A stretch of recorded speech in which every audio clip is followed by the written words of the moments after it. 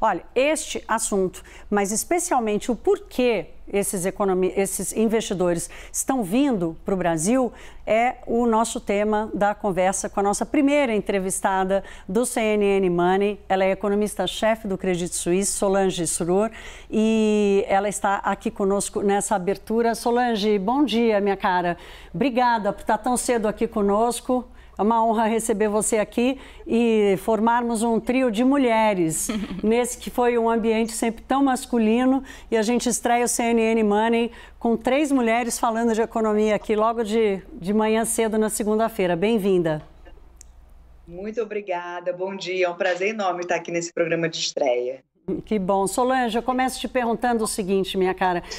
Falamos aqui sobre a comodização, né, dos produtos financeiros à disposição, a taxa de juros, que sempre foi um atrativo importante para esse capital estrangeiro entrar no Brasil, mas eu tenho ouvido, inclusive de você, que há algumas nuances neste movimento de agora que podem transformar esse dinheiro que sempre passou voando pelo Brasil num capital de mais médio e longo prazo, quiçá. Como é que você está vendo esse movimento? Que diferença é essa de agora?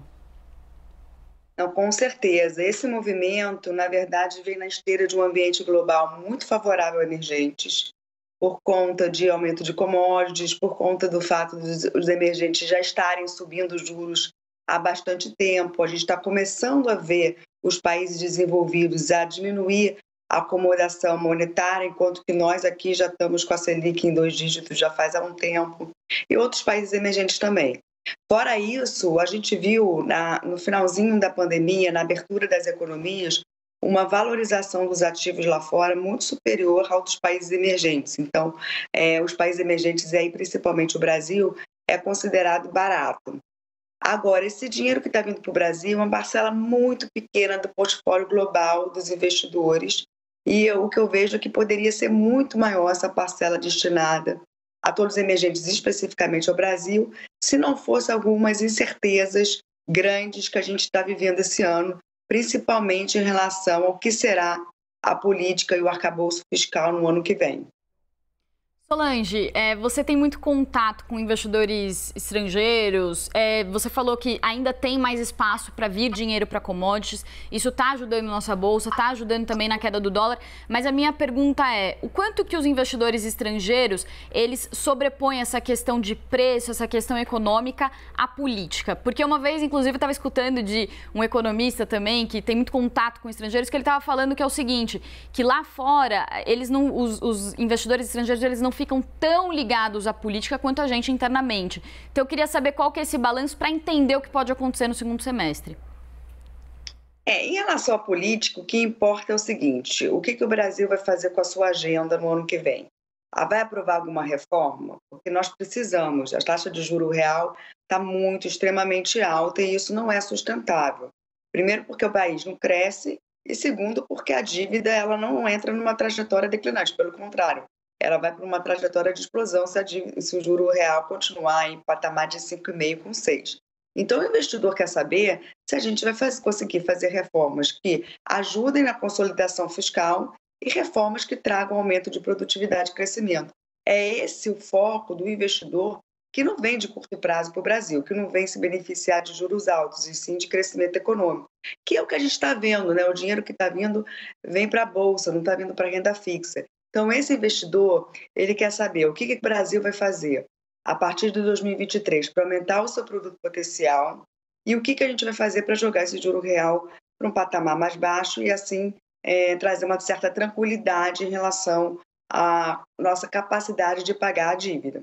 Tá? Então, nesse caso, a política é fundamental, não só a eleição presidencial, mas o Congresso, quem vai ganhar a presidência da Câmara e do Senado, se o presidente vai ter apoio, o próximo presidente apoio para passar as reformas. Então, nesse aspecto, a situação política é muito relevante. Solange, um dos principais atrativos do Brasil, até pouco tempo, ainda com uma visão de mundo focada na capacidade de consumo dos países, era assim, o Brasil é um país com mais de 200 milhões de consumidores. Esse eixo ele foi se deslocando para qual é a qualidade da produtividade desses trabalhadores, qual é a capacidade de crescimento em cima de uma boa infraestrutura.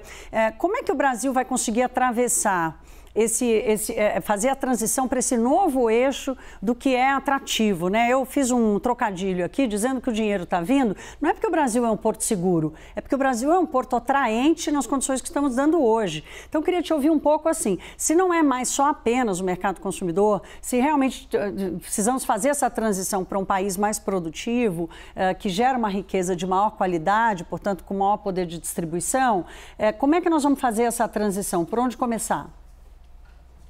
Essa pergunta é essencial, super importante, porque o que a gente está vendo hoje? A atração do Brasil, ela está hoje vindo do fato de sermos um país exportador de commodities, né? 70% da nossa pauta é relacionada a commodities.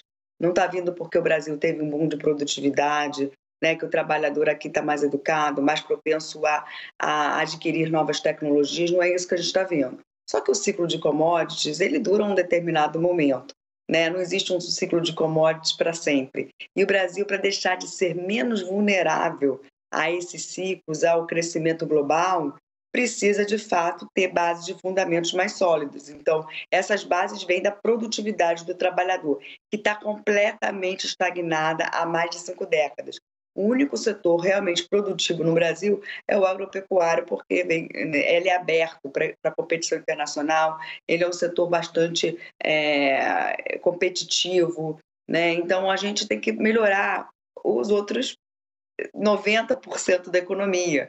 É isso que vai deixar o Brasil mais sustentável, né? Receber fluxos de investimento e o crescimento poder aumentar de fato, e não a gente ficar com um PIB potencial perto de 1,5 no máximo. Então, o que eu acredito é o seguinte, a gente precisa aproveitar o boom de commodities atual, que a gente não sabe quanto tempo vai durar, esse ambiente internacional favorável e avançar nas agendas. Temos que avançar nas agendas, senão o Brasil vai ser sempre um mercado muito restrito, né, para o investidor estrangeiro, e a gente vai viver nessa volatilidade. Em momentos de ambiente internacional benigno, o juro real cai, a inflação cai, o crescimento aumenta um pouquinho. Quando o mercado lá fora vira, a gente volta a ter juros mais altos, inflação subindo e um aumento de desemprego. Essa combinação que tem que mudar. Solange, obrigada. Tem tanto assunto ainda para a gente falar, mas hoje é só o primeiro dia do CNN Money, a gente espera contar com você outras vezes. O prazer vai ser todo meu. Muito obrigada. Bom dia. Obrigada. Bom dia.